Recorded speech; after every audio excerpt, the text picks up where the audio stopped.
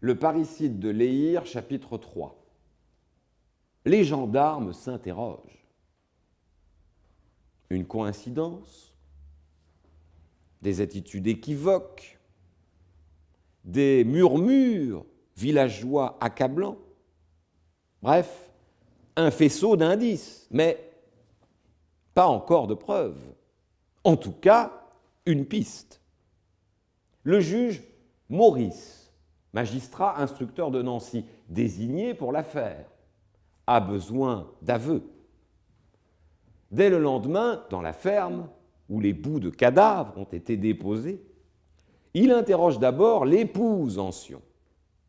Opiniâtre, redouté, réputé brusque et impressionnant, le juge questionne inlassablement. Il pointe les contradictions, fait répéter, presse. Bientôt, il menace. Si Madame Ancion ne répond pas, il la confrontera au tronc découpé et aux jambes écartelées.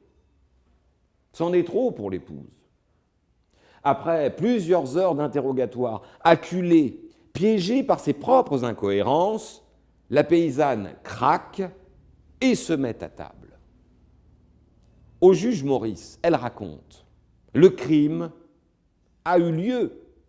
C'est l'œuvre de son fils, Charles.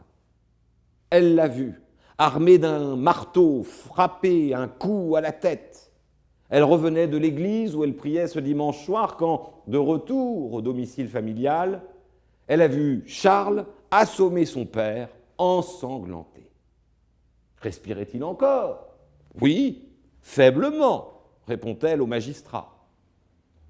La Titine a entrepris de laver le visage et le corps de son mari, ensuite de changer ses vêtements, avant de nettoyer toute trace de sang. Mais non, jure-t-elle, elle n'a pas participé au meurtre. Ensuite, le fils, seul, a traîné le corps agonisant vers l'écurie située derrière la maison.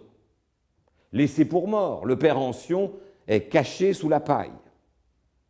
Pourquoi ne pas avoir appelé les gendarmes ou un médecin ?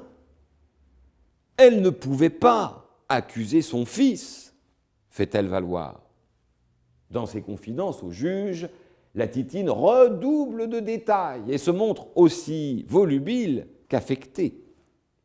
Elle s'applique à raconter minutieusement comment, 2 jours plus tard, le mardi soir, son fils a découpé le cadavre en plusieurs morceaux. A-t-elle assisté à la scène ? Non. Elle était chez des voisins à une veillée. Mais c'est Charles qui lui a fait le récit de sa funeste besogne.